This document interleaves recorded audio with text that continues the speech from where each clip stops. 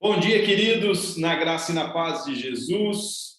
Estamos mais uma vez aqui para compartilhar da palavra de Deus, para a gente poder dar continuidade nos nossos estudos de Tito, com o nosso Café com Bíblia. Seja bem-vindo nessa manhã, que o Senhor possa falar com você, que o Senhor possa falar ao seu coração. E chegamos ao capítulo 2, ao final do capítulo 2, versos 11 a 15. E nessa manhã falaremos sobre a graça de Deus, que é o fundamento de uma vida santa. A graça de Deus como fundamento dessa vida de piedade que Paulo propõe para a gente aqui no capítulo 2, no livro de Tito, e também aqui no capítulo 2, de uma vida piedosa, a qual ele orienta Tito para que possa trazer os ensinamentos para a igreja lá da ilha de Creta. Vamos ler o texto, então. Convido você a abrir a sua Bíblia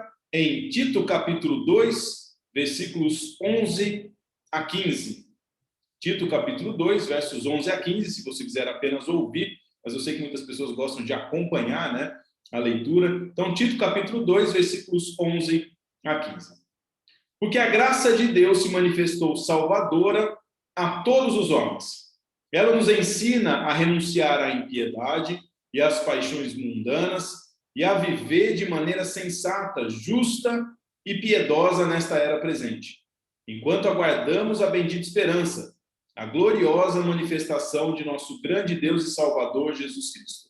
Ele se entregou por nós a fim de nos remir de toda a maldade e purificar para si mesmo um povo particularmente seu, dedicado à prática de boas obras.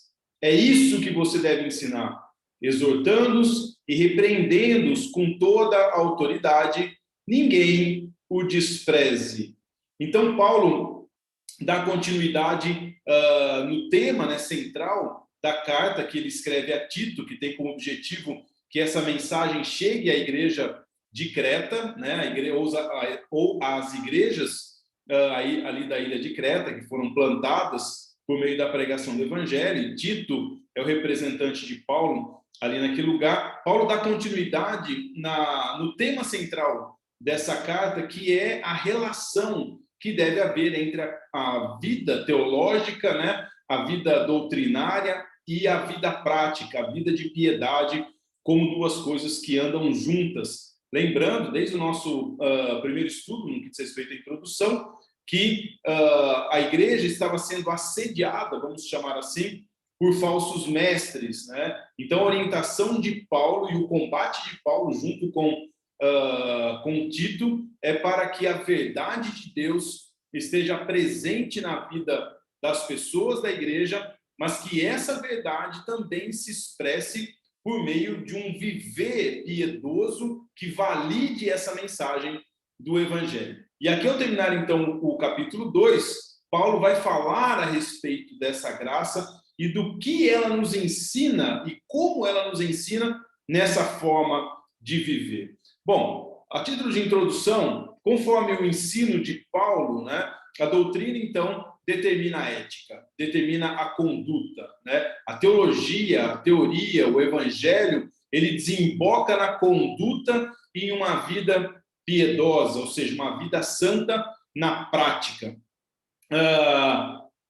Só que aqui ele começa, né, nessa carta, Paulo vai fazer diferente do que ele faz em outras cartas, onde primeiro ele falava a respeito da doutrina e depois ele falava de como essa doutrina deveria ser aplicada. Por exemplo, se a gente lembrar de Efésios, os 3 primeiros capítulos de Efésios, eles vão falar a respeito da graça, do evangelho, de como Deus os salvou, e depois nos outros 3 capítulos, por exemplo, ele vai falar de como então isso deve resultar na vida de alguém que foi salvo por essa graça, né? Na carta para Tito, Paulo inverte um pouquinho isso, né? Ele primeiro fala da conduta, primeiro ele abordou o dever, nós vimos isso nos 2 últimos estudos, no capítulo 2, né? Como que as pessoas deveriam viver por meio desse evangelho que as atingiu, e depois ele oferece essa sustentação doutrinária que está aqui nos versículos 11 a 15. Então, a divisão do capítulo 2 é basicamente essa. Paulo, nos versículos 1 a 10, diz para as pessoas como que elas devem se comportar, os idosos, as mulheres idosas, as mais jovens, os jovens, os servos, né? E agora, então, dos versículos 11 a 15, Paulo vai falar por que eles devem se comportar daquele jeito, ou seja, vai dar sustentação doutrinária para aquilo que ele ensinou. Não importa, né, se primeiro Paulo ensina a doutrina e depois a prática, ou primeiro a prática, como ele faz aqui em Tito, e depois fundamenta isso teologicamente. O importante é que Paulo, mais uma vez, demonstra, né, que o evangelho e a doutrina do evangelho, né, sua teoria, sua teologia e a vida prática, a vida piedosa, devem andar juntas. A teoria leva à prática, a prática é sustentada pela teoria, o evangelho leva a uma nova vida é sustentada pelo evangelho, a graça desemboca numa nova forma de viver, uma nova forma de viver, então, é sustentada por uma vida que foi salva por essa graça. Então, Paulo, né, ele vai começar aqui o versículo 11, do capítulo 2, dizendo, porque a graça de Deus se manifestou. Quando Paulo fala aqui por quê, a ideia também em outras traduções tem por quanto, né? Isso indica que Paulo está a declarar o fundamento teológico do que ele acabou de ensinar, do conselho que ele acabou de dar.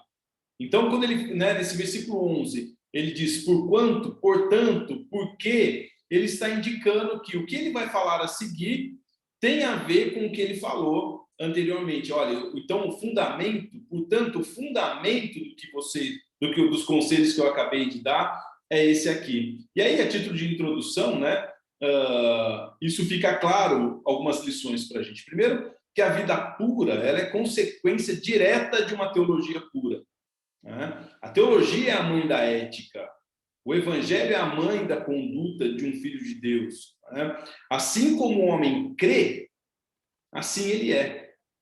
É importante a gente saber disso. Assim como o homem crê, assim ele é. A sua conduta é definida por aquilo que ele acredita.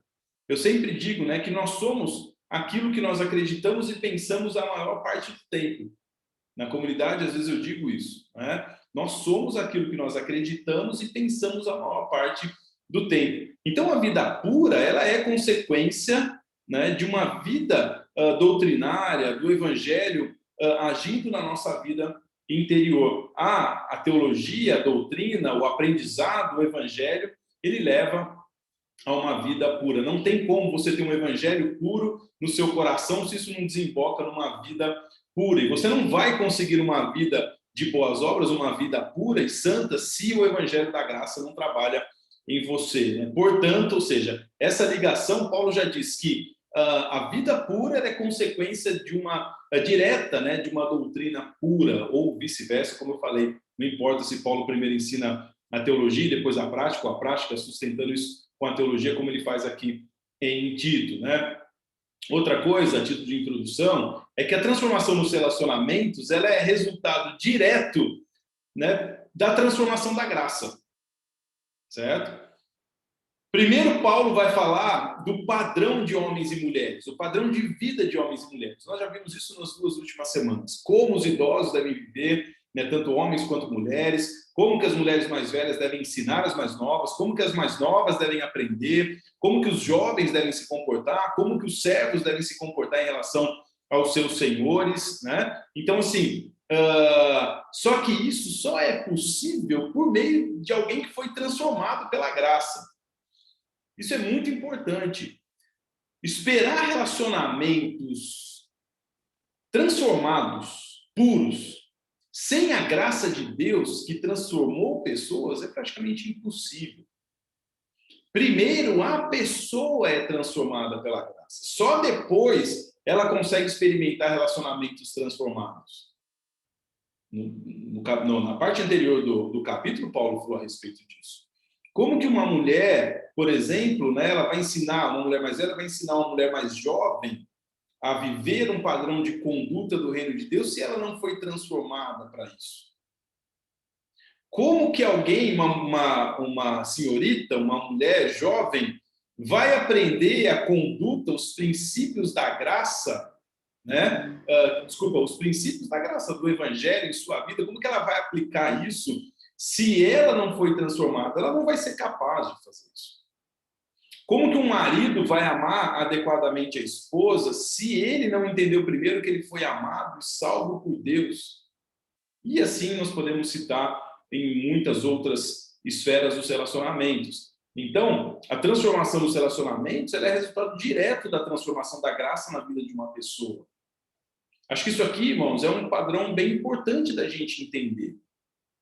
Porque uma das coisas que o ser humano mais faz é tentar mudar o outro, né? Relacionamentos, casamentos. A gente às vezes se move, se relaciona na tentativa de que o outro cumpra as expectativas que a gente tem, para que então as coisas aconteçam. Mas quando a gente é salvo, atingido por essa graça, nós passamos a entender, né, como esse relacionamento pode ser saudável. Eu fui transformado, eu estive num processo onde Deus precisou atuar na minha vida, então por isso eu posso entender melhor o outro. Olha, eu passei a entender melhor quem eu fui, quem eu sou, o que Deus está fazendo na minha vida, o que eu merecia e o que eu recebi de Deus.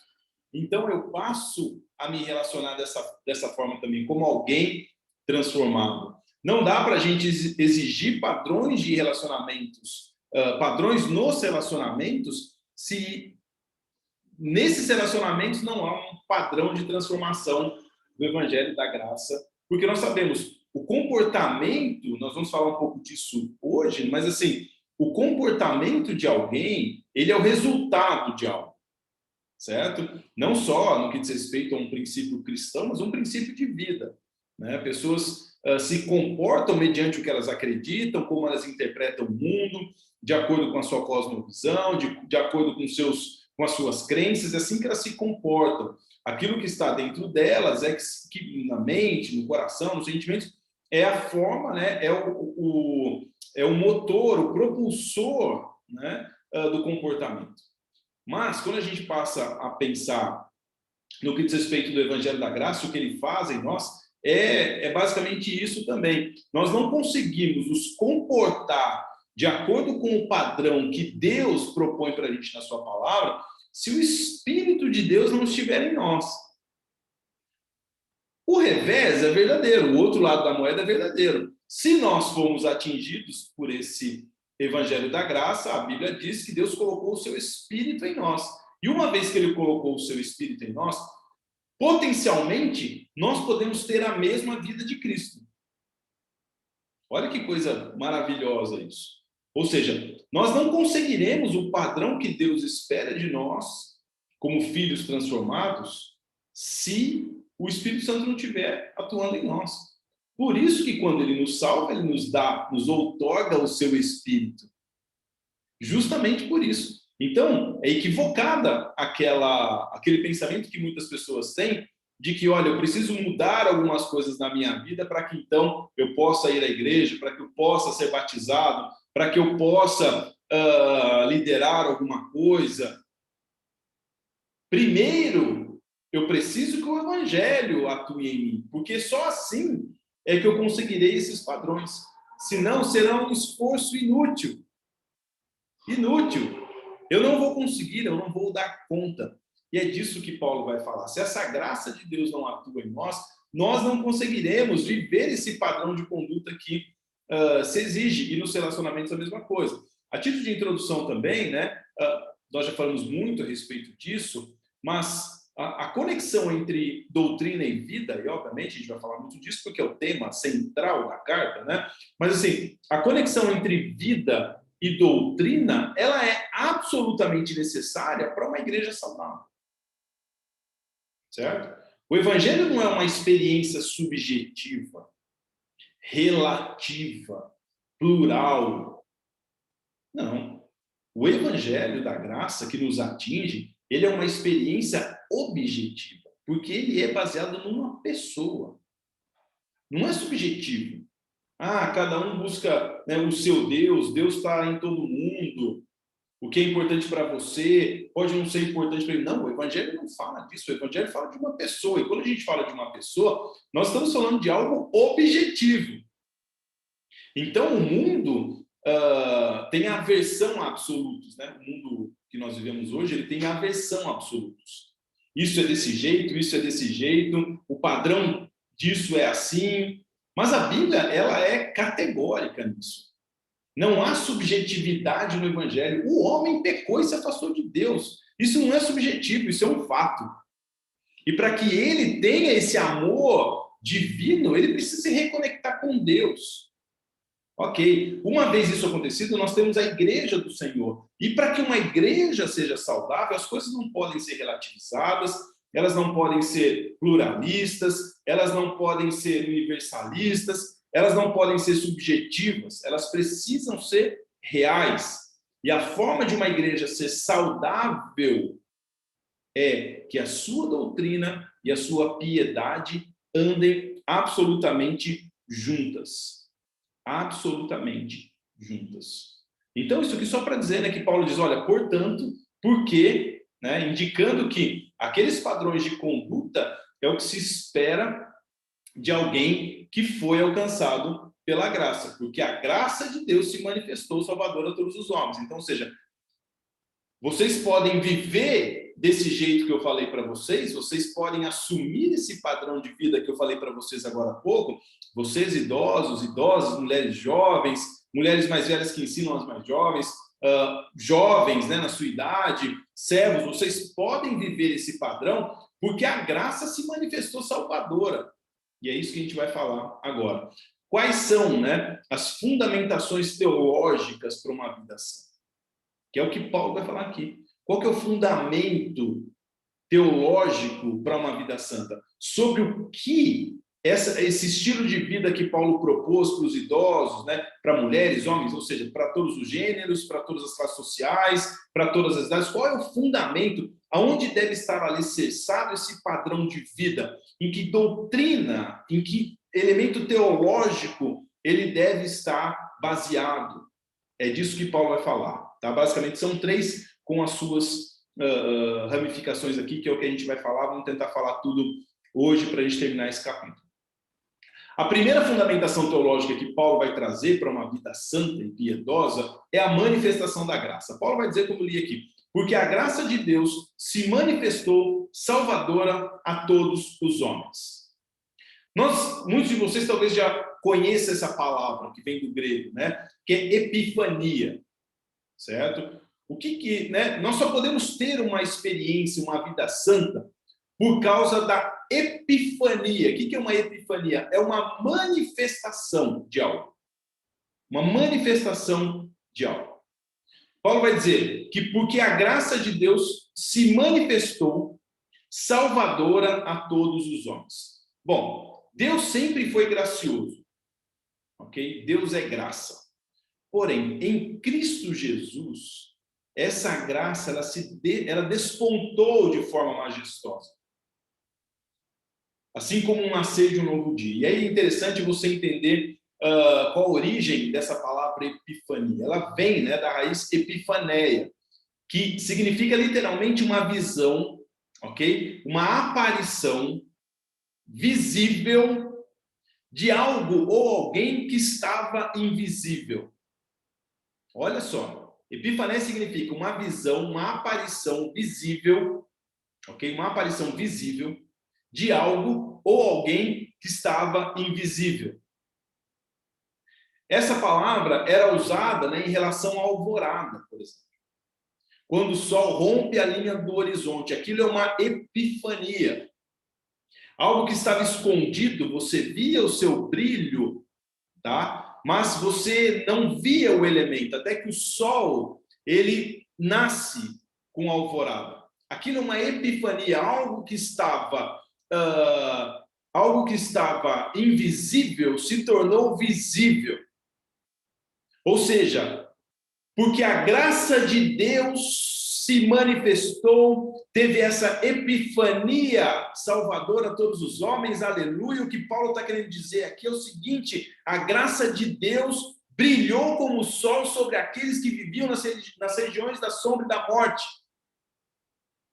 Isso veio, o que Paulo está querendo dizer é o seguinte: Deus, ninguém nunca viu Deus.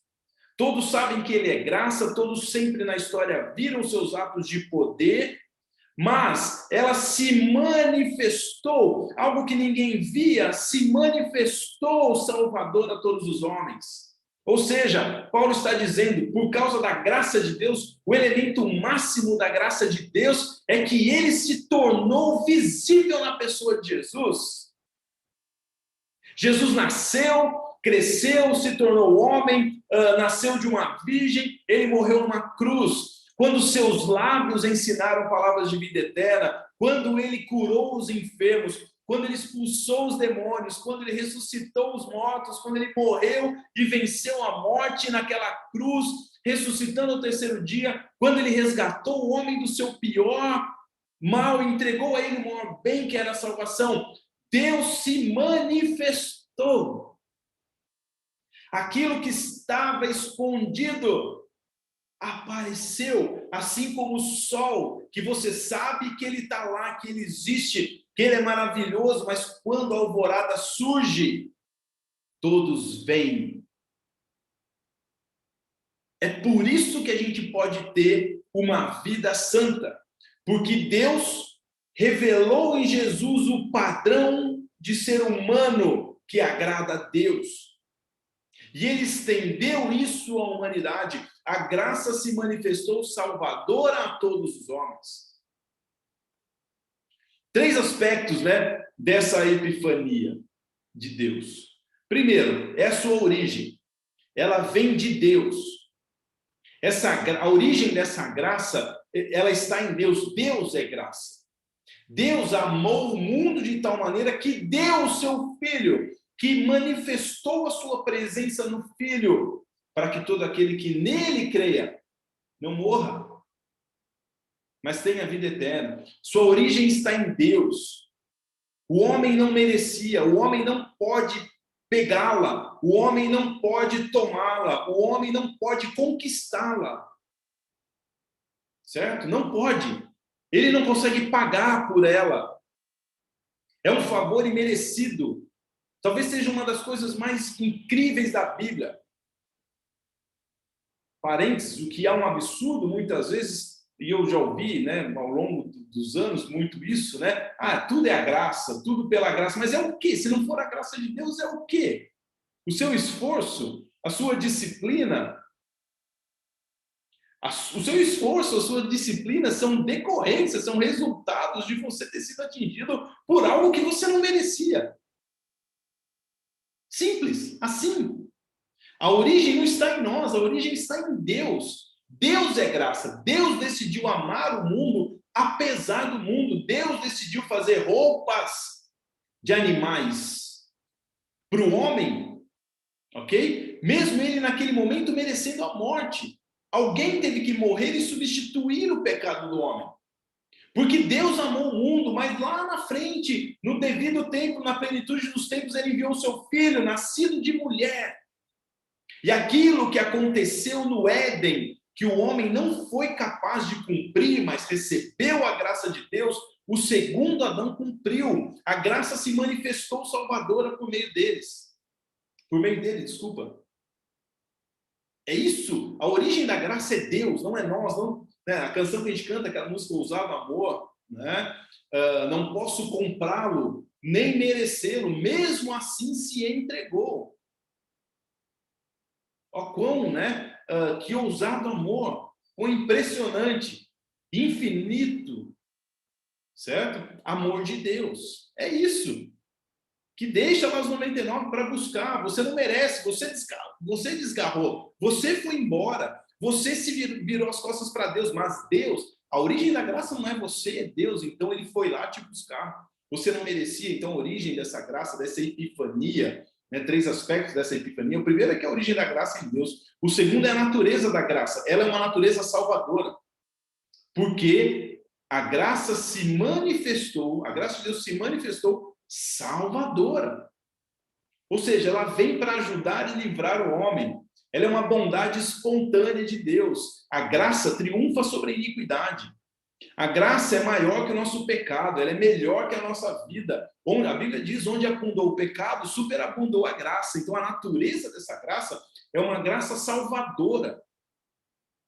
ela vem, não é para gerar, irmãos, uma vida mais acomodada, para já a graça me salvou, então eu posso viver da forma que eu... Não, essa graça, a natureza dessa graça é que ela vem para nos salvar, é justamente o contrário. Ela vem para nos livrar de ter essa vida desgarrada. E o terceiro aspecto dessa epifania, né, do que diz respeito à graça, é a extensão da graça. E aqui eu quero falar com muito cuidado para você entender bem. Vai dizer assim, porque, portanto, né, porquanto a graça de Deus se manifestou salvadora a todos os homens. Vamos entender isso aqui. Isso aqui é muito importante. A epifania da graça, o romper, né, dessa luz na escuridão, a aparição de Deus, ok? Que estava invisível, se tornou visível na pessoa de Jesus. A epifania da graça, ela não alcança todos os homens de maneira quantitativa, mas ela alcança todos os homens de maneira qualitativa. O que isso significa, tá? Não significa que essa graça ela alcança e se torna eficiente na vida de todos os homens, de todas as pessoas, sem exceção. Seria quantitativo. A graça ele usa a todos os homens, ou seja, essa graça vai atingir todos os homens, no sentido quantitativo. Todo mundo, não. A graça, ela se manifesta de maneira qualitativa. Ok? Qualitativa. O que significa não é que ela alcança todos os homens, sem exceção. Significa que ela alcança todos os homens sem acepção. Ok? Não há universalismo na salvação. Deus não vai salvar todas as pessoas. A Bíblia deixa claro para a gente que Deus está salvando um povo eleito, um povo escolhido. Agora, essa graça, ela é acessível a todos.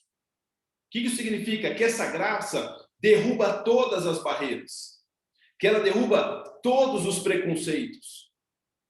Ela derruba barreiras de raça, de tribo, de cor, de língua, de gênero, de classe social. Certo? Ela derruba todas as barreiras, né, de preconceitos raciais, sociais, de gênero, no caso, homem e mulher. No Evangelho, nessa graça, a mulher é aceita da mesma forma como o homem, o servo da mesma forma que o seu empregador, o marido da mesma forma que a sua esposa, o rico da mesma maneira que o pobre, o negro da mesma maneira que o amarelo, que o branco, que o asiático, que o índio. Ela é salvadora, ela se manifesta salvadora sem acepção. Tanto que na Nova Jerusalém, eu sempre digo isso, haverá pessoas de toda tribo, língua e nação. Ou seja, no céu, na eternidade, na Nova Jerusalém, haverá pessoas de todas as nações, dos dois gêneros que existem, de todas as classes sociais, de todas as línguas existentes. Ou seja, esse povo eleito que é alcançado por essa graça, o Evangelho atinge sem acepção, mas não sem exceção. Não serão todas as pessoas. Quando Paulo, a graça se manifestou salvadora a todos os homens, significa que todos terão acesso a ela. Ela pode atingir a todos, mas ela não atingirá a todos. Ela está acessível à humanidade, mas não serão todos que serão atingidos num sentido eficaz por ela.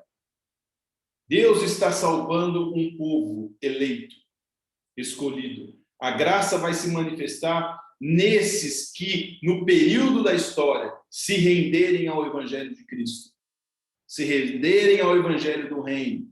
Então, 3 aspectos dessa epifania, né? A origem da graça é Deus, a natureza dela é salvadora e a extensão dela é que a todos os homens. Ele não tem barreiras, não tem preconceitos nela, ok? Mas ela não é quantitativa, ela é qualitativa, ok? Então, a primeira fundamentação teológica de Paulo para uma vida santa É a manifestação da graça, sua epifania. Se você aprender essa palavra, você vai entender bem, né? Que é algo visível, a aparição de algo visível, de forma visível que estava, então, ou de algo, de alguém que estava invisível. A graça de Deus se manifestou visível.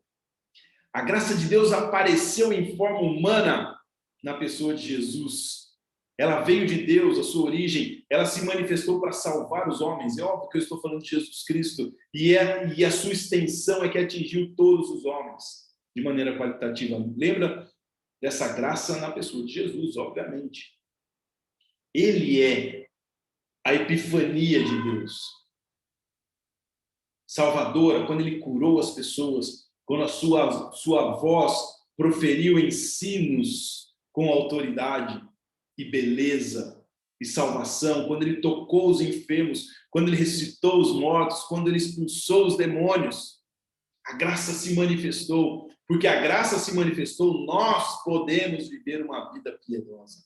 Em segundo lugar, o segundo fundamento de Paulo para uma vida santa é a pedagogia da graça. É o que a graça nos ensina. Vamos ver os versículos 12 e 13. Ela nos ensina a renunciar à impiedade e às paixões humanas e a viver de maneira sensata, justa e piedosa nessa era presente, enquanto aguardamos a bendita esperança, a gloriosa manifestação do nosso grande Deus Salvador Jesus Cristo. O versículo é claro, se você ler 2 vezes, você vai entender. Diz que o segundo fundamento para a gente viver uma vida santa e piedosa é que a graça nos ensina também como fazer isso. É claro, no versículo 12, ela nos ensina de maneira negativa e de maneira positiva, né? Em relação às coisas negativas e em relação às coisas positivas. Ela nos ensina, no sentido negativo, a renunciar à impiedade e paixões humanas, e ela nos ensina a viver de maneira santa, justa, piedosa neste momento. Então, sim, primeiro, a graça, né, nos educa para renegarmos o mal, como eu disse. A palavra no grego aqui para renunciar é renegar, é um particípio passado no grego. Um particípio passado significa uma ação definitiva, uma ação consumada de uma vez por todas. Significa que você tem uma capacidade definitiva de dizer não para algo. Ela te ensina a rejeitar a impiedade. E o que ela ensina a rejeitar? Primeiro, uma falsa teologia, que é impiedade, um ensino equivocado. Como que nós sabemos que tem a ver com isso, né? No grego, a palavra aqui é acebeia. Acebeia é uma rejeição a tudo que tem a ver com Deus. Tudo que tem a ver com Deus. Então, a graça, ela nos ensina a rejeitar tudo aquilo que é contrário a Deus.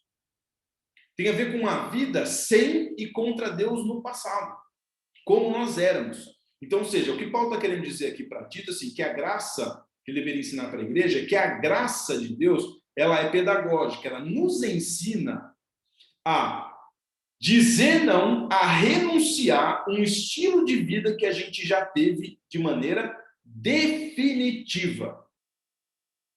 Como que é isso, né? Eu olho para quem eu era, vejo que Deus me aceitou e me amou e fez com que o evangelho da graça chegasse até mim, mesmo quando eu era daquele jeito. E aquilo me transformou. Então, a graça me ensina a não querer mais aquilo. A graça me ensina a pensar assim, eu era daquele jeito, mas hoje eu fui transformado, então eu não quero mais ser daquele jeito. É um processo contínuo e diário, irmãos. Diário. Talvez hoje você não consiga, mas aí você fica triste, você confessa, amanhã você vai dizer, não, eu não quero mais aquilo de ontem. Eu rejeito, renego definitivamente aquilo. E esse processo vai acontecendo dia após dia. Ele nos ensina a rejeitar uma falsa conduta, uma falsa ética. E aqui ele vai usar a palavra paixões mundanas. O que é uma paixão? O que é você andar de acordo com uma paixão mundana? É a consequência de um relacionamento errado com Deus.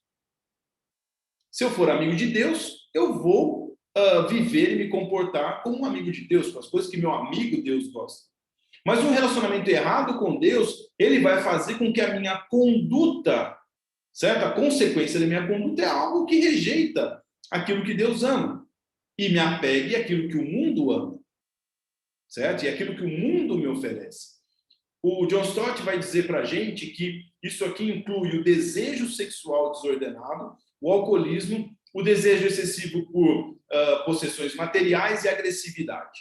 Em outras palavras, desejos ordenados, se a gente for, ou né, desejos desordenados, ou paixões mundanas, se a gente for resumir e perceber mesmo o que quer dizer aqui no original e também com os intérpretes da palavra de Deus, estudiosos, teólogos, isso se resume a um desejo desordenado por três coisas: sexo, poder e dinheiro.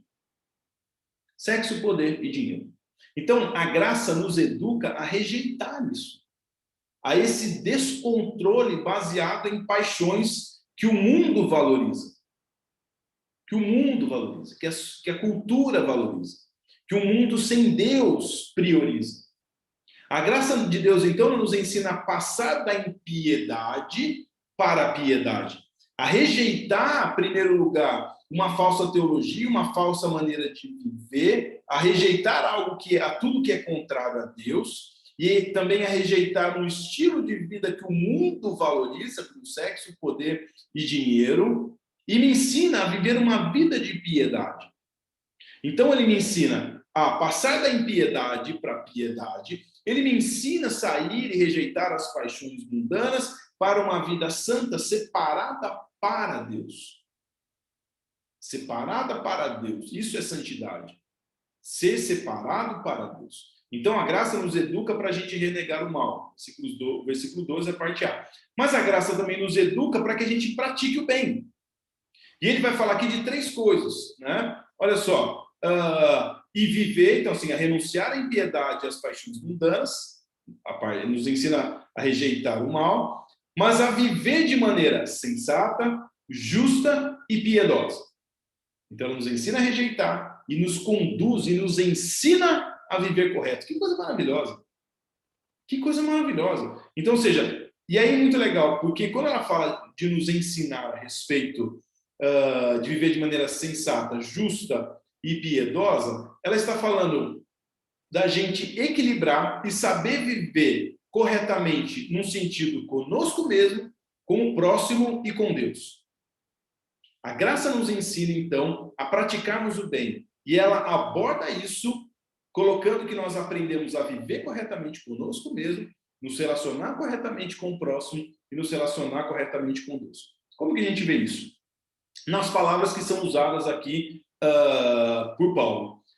Ele vai dizer assim, de maneira sensata. De novo, aquela palavra em grego que você já deve estar decorando, sofronos, que significa autocontrole, prudência, moderação. Apareceu várias vezes já. Né? Ou seja, tem a ver com a gente. Viver de maneira sensata, de maneira prudente, de maneira com autocontrole e moderação. Sensatez tem a ver com domínio próprio, nessa palavra que nós já vimos várias vezes no grego. Então tem a ver comigo. A graça me ensina, me educa a viver e praticar corretamente o bem para comigo mesmo. Como? Fazendo com que eu tenha um autocontrole, um domínio próprio elevado. Daí vai dizer assim, sensata, justa, ou seja, justa tem a ver com o próximo.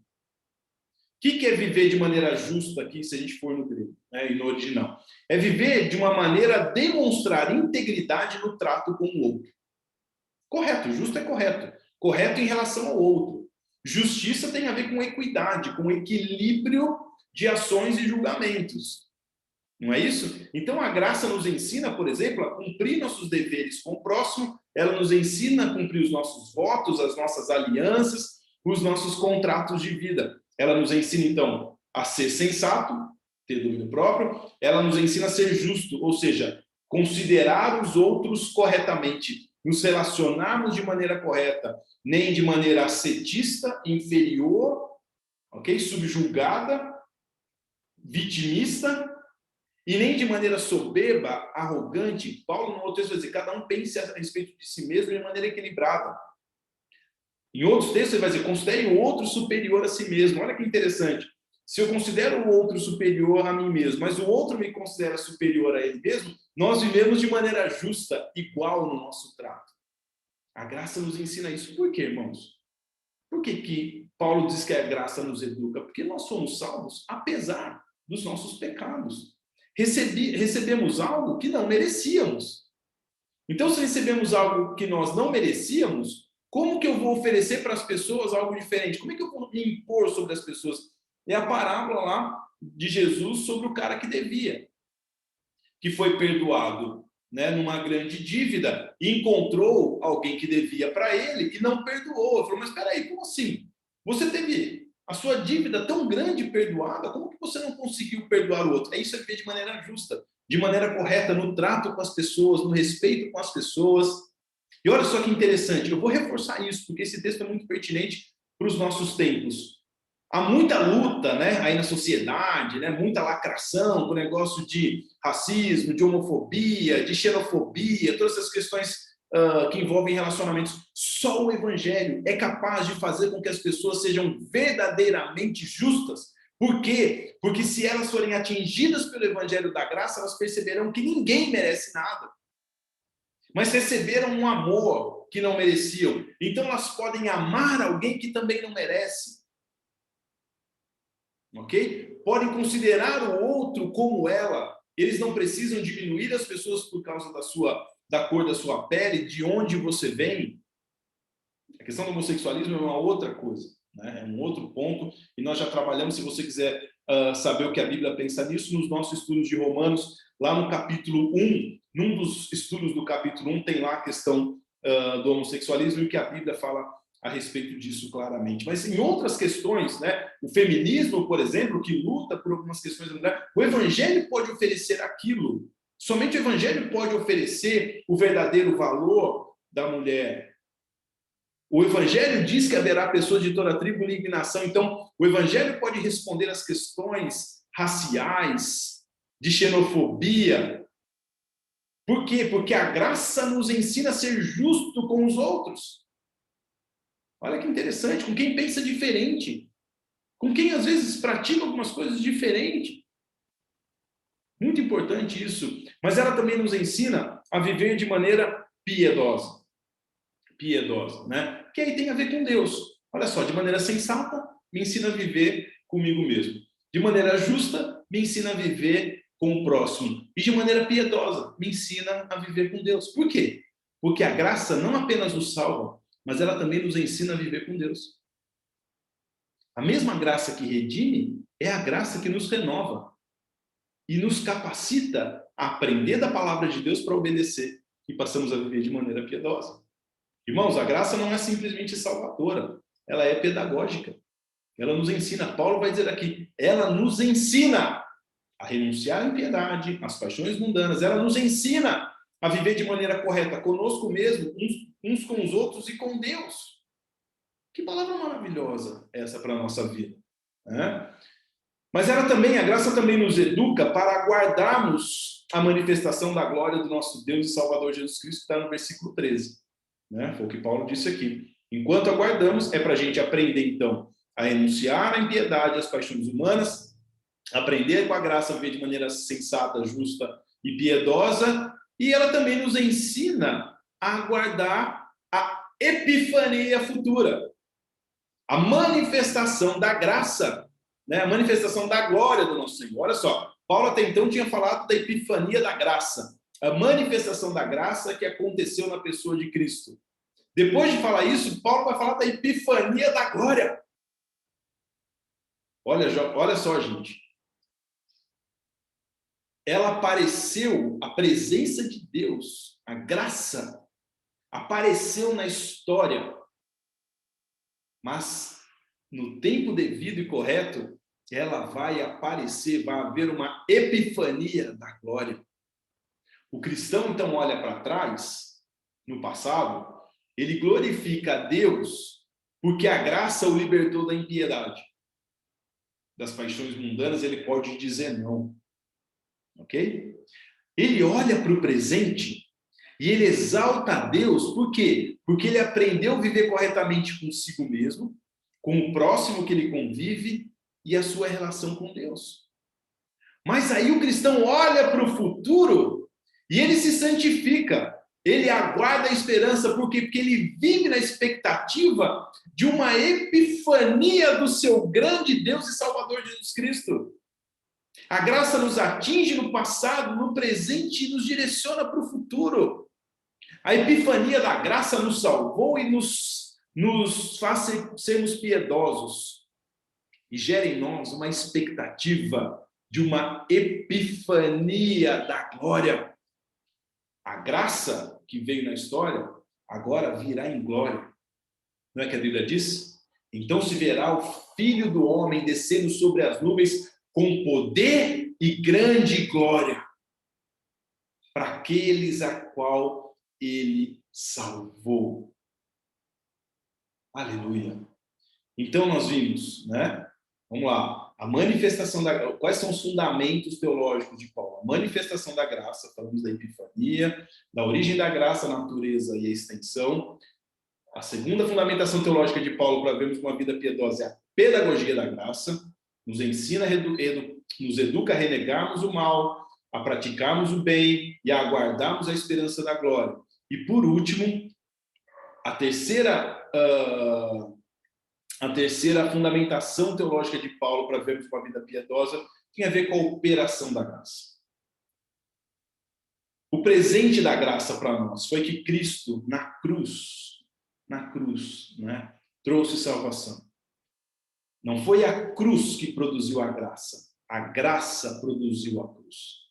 Ele morreu por suas ovelhas. Ele se entregou para que tivéssemos vida. Foi isso que ele operou por meio da graça. Ele se tornou pecado para que nós fôssemos limpos. Ele se tornou maldição para que nós pudéssemos ser abençoados. Ele foi renegado para que nós pudéssemos ser aceitos. Isso é um presente. É o maior presente da humanidade.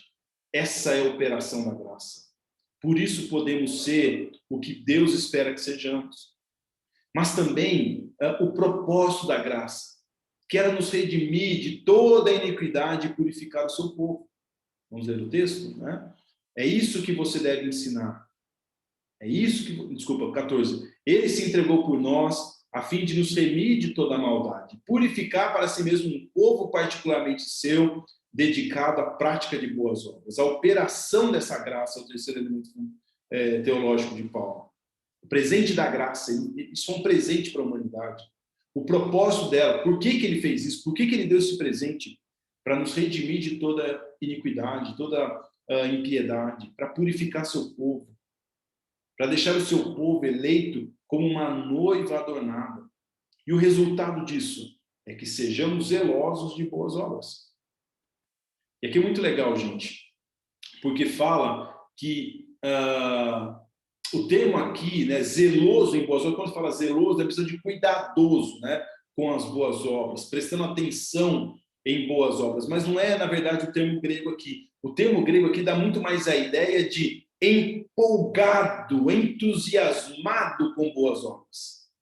Entusiasmado com boas obras. A graça educa para a gente ter um novo gosto, uma nova disposição, um novo prazer em viver para Deus. Deus não nos salvou por causa das nossas boas obras. Ele nos salvou para que pudéssemos fazer boas obras. E boas obras aqui não é caridade, é uma vida piedosa, uma vida que agrada a Deus. Em outras palavras, a graça nos salva e nós ficamos empolgados, entusiasmados em fazer aquilo que Deus ama. Por isso, meu querido irmão, se você está na sua comunidade, se você é de Betsaida, nada se espera menos de você que foi salvo, que você seja entusiasmado com o povo de Deus, com a igreja de Cristo, com a adoração, com a palavra de Deus, com o ensino, com o discipulado. Isso não tem nada a ver com o seu momento, isso não tem nada a ver com o que você está buscando, tem a ver que agora que o resultado da graça na sua vida é que você é entusiasmado com o reino de Deus. Você gosta pra caramba do reino de Deus. Você ama fazer as coisas que Deus gosta, como adorá-lo, como ler a palavra de Deus, como orar, como falar do amor dele para as pessoas, como ser um bom trabalhador, um bom marido, uma boa esposa, um bom filho, um bom pai, uma boa mãe. Te entusiasma agradar a Deus. Te deixa feliz ir na igreja. Te deixa feliz quando você ergue a sua mão para adorá-lo, quando você abre a sua boca para cantar, te deixa feliz quando você assiste um estudo como esse, te deixa empolgado saber que o amor de Deus está atuando, então você tem que orar ainda mais para ver esse amor atuando no mundo. Essa é a operação da graça, ela nos salvou, nos remindo da iniquidade. O propósito dela é que ela nos purificasse, mas o resultado é que a gente seja empolgado com o reino de Deus. E Paulo vai concluir. E ele vai concluir mais ou menos do jeito que ele começou. Ele vai dizer que é para Tito ensinar isso. Ele vai dizer que é para Tito insistir nesse ensino. Ele vai dizer no versículo 15, é isso que você deve ensinar, Tito, exortando e repreendendo-os com toda a autoridade, que ninguém o despreze. O que Paulo está dizendo? É isso que você deve ensinar, cara. É isso que você deve encorajar as pessoas. É isso que você deve corrigir nas pessoas, que ninguém despreze isso. Ou seja, a palavra de Deus, ela deve ser dirigida ao nosso intelecto, às nossas emoções e à nossa vontade. E é necessário que ela nos encoraje, e nos repreenda quando a conduta está errada. Se você está desanimado, querido, isso é porque a graça não está atuando na sua vida. Se você está para baixo, se você está abatido pelas circunstâncias, eu acho que isso momentaneamente muitas vezes acontece, mas lá no fundo o resultado da graça é que você sabe que esse momento vai passar e você precisa retomar o entusiasmo pelo reino de Deus. Paulo está falando para Tito, ensina essas coisas, Tito. Encoraja as pessoas a viverem assim, encoraja as pessoas por causa da graça. Repreende com toda autoridade quando alguém estiver desanimado, quando alguém não estiver vivendo corretamente, e que ninguém o despreze. Ou seja, isso não pode ser intimidado e nem desprezado. Ninguém pode dizer para você, Tito, olha, pega leve, Tito, olha, essa sociedade, essa geração é difícil, o pessoal é meio assim. Não, ninguém despreze. Quem relativiza as coisas é o mundo. Quem pluraliza as coisas é o mundo. Paulo está dizendo para Tito, ensina desse jeito, encoraja as pessoas, fala para o coração delas, mas repreenda também com autoridade e que ninguém te intimide, ninguém te despreze por causa desse ensino. No caso de você precisar corrigir. Irmãos, que palavra poderosa para o nosso coração é essa de Tito aqui. Espero que a graça de Deus possa atingir sua vida, possa contagiar seu coração de uma maneira profunda nessa manhã de quarta-feira, que você possa viver pela graça. E assim como Davi diz no Salmo 63, Senhor, a tua graça é melhor do que a vida, por isso meus lábios te louvam. Em nome de Jesus, uma excelente quarta-feira para você na graça e no poder do nosso Deus. Amém. Amém.